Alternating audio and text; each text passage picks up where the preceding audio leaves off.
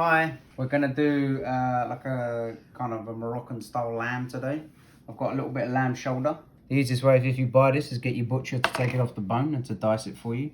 I like to leave a nice amount of fat on, and the piece is relatively big because we're gonna slow cook it. It's not gonna be for a kebab, it's gonna be nicely low and slow with a bit of dried fruit. When you marinate meat, it's important that we put the dry seasonings and the seasoning on first, and then I'm going to add a little good quality olive oil. The olive oil is going to set and lock all the spices in, so they really adhere to the meat. You can leave it for like 2 hours is probably the minimum. Overnight is always best. So always first things first is a little bit of salt and pepper. Be generous because we're going to cook it for a long time, okay? And the more seasoning we add at layers, the less we're going to add at the end, which is going to make things much better. This is a ras al hanout, roughly translated as spice of the house. And I would say for this amount of meat, we're gonna need a good 2 tablespoons, okay? Just for the marinade, it's important that we rub it in a little bit, work it into the meat. What's nice about the marinated meat is if you've got some of the spice mix left, you can always add more at the end or when you're cooking the vegetables, and this also helps you to develop the flavor a little bit. So that's looking pretty good like that.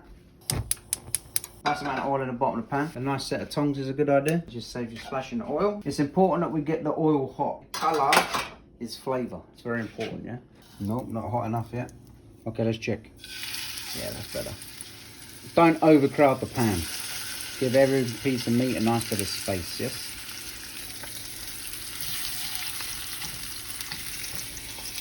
Every time I change something about the recipe, I add another layer of seasoning.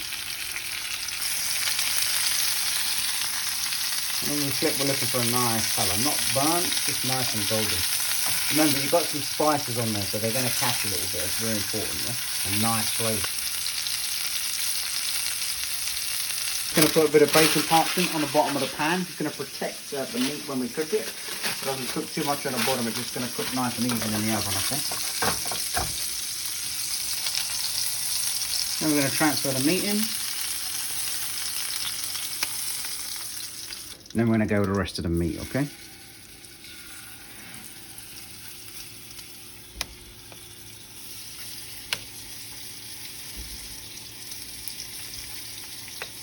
Okay, vegetables. I'm going to use a bit of carrot, my good old friend Mr. Fennel, and a white onion. We're just going to cut everything a fairly nice size, okay? Because we're going to do a long, slow cook. I just cut it on the bias. For some reason I like the bias, I don't know why. Carrots are going to work really well with the lamb, give it a nice bit of sweetness. Fennel, I'm just going to use half a bulb of fennel because it's quite a strong flavour. Always just take the top 2 layers off. Never, ever throw this stuff away. This is going to be great in a stock. Again, just nice large cut vegetables. And we'll go half an onion. Again, I'll use the rest of the half in the stock tomorrow.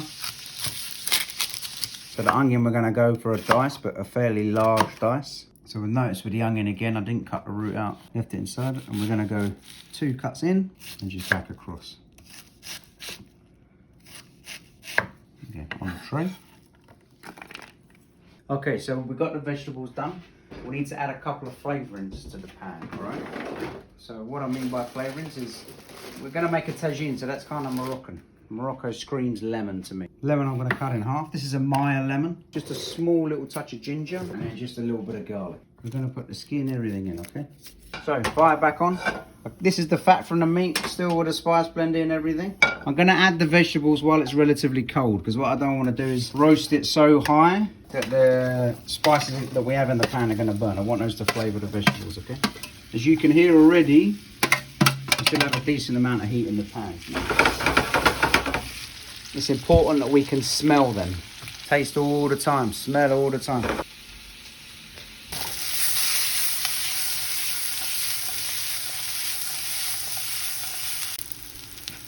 Okay, so veggies are nicely coloured. That's what we're looking for. A little bit translucent. I've got a bit of brown on them.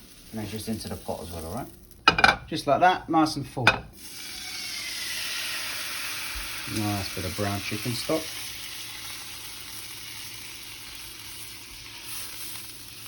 We're just going to clean the bottom of the pan.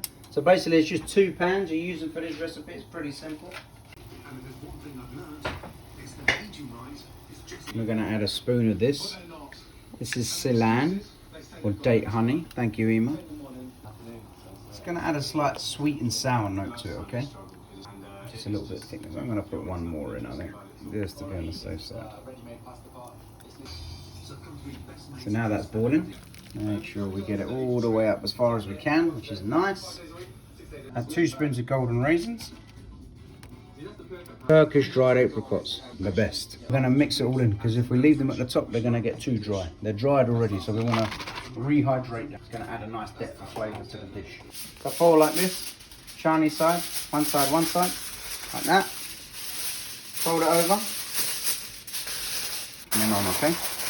It's important when we put this that it's very, very tight, okay? So then no steam escapes.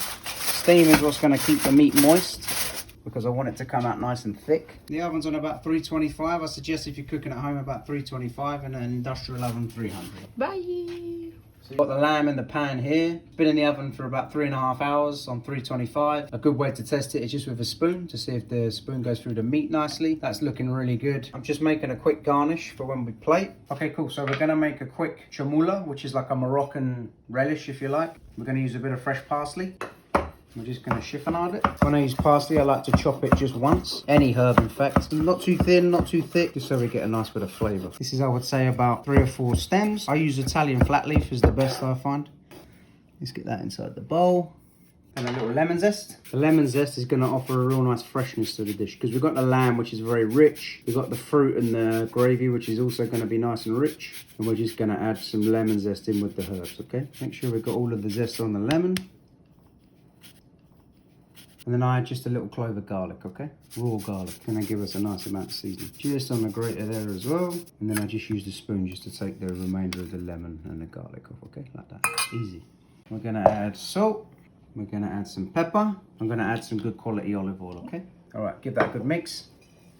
It's important that we mix it well. It's not gonna be a super wet dressing. That's not what I'm after. I'm after more like a paste, but just with the chopped ingredients, like that, okay? Give it a minute to sit. Just remember, we can never take away, but we can always add, all right? Just give it a little dip with a spoon, just to release some of the oil. It smells amazing already. And that's just a quick little 10-second relish, okay? So the nuts are toasted nicely. Lamb's cooking up a treat. I always have a spoon nearby, because the sauce is not thick enough yet, so we need to take it down a bit more. Okay guys, so the nuts are nicely toasted. The trick is to start with a nice hot pan. Don't keep the flame high. Drop it to the lowest flame you can on the stove. A little touch of salt always helps because you'll get a lot of oil that falls from the nuts. So if you add salt, it's going to keep the pan a little drier, okay? And obviously seasoning is going to help with everything. Let's have a look at the chamula. Chamula looks good. Again, a little chop with the spoon. Let's add just a touch more olive oil to that. Just a touch wetter. Because I love olive oil, so I'm going to finish everything with olive oil. Now this is ricotta, just room temperature. So I'm going to add just a little seasoning to that. A little salt, a little pepper. Give it a little mix. It's nice and creamy. A little hummus technique. Just so we've got a little body for the meat. Make sure we've got a nice bit of a brick wall going on there. Okay, and then we're going to build the meat, okay? Careful whenever you're plating. Just think about your portion sizes. Especially for guests. I don't think there's anything worse if you go out for dinner but you leave feeling so full that it's uncomfortable. Make sure you got everything that's in the pot. So some of the vegetables, some of the nice dried fruit. Good. Okay, now we're going to go over a little chamula. This is going to give you just spikes of flavour throughout the dish as you go through, okay? Get some of that olive oil on the top. And remember, get some around the cheese, get some around the plate. It just adds a different thing for your eyes to look at, okay? Your eyes can wander. Very classic for some nuts to finish. And okay, that's it. The dish is done. Easy peasy. The biggest thing with this is time, but this is perfect, especially if you've got a busy household. Get it in the oven overnight, get it in the oven before you go and have to do something, or even the day before. When you come back, your food is ready. No stress. And the plating is very fast.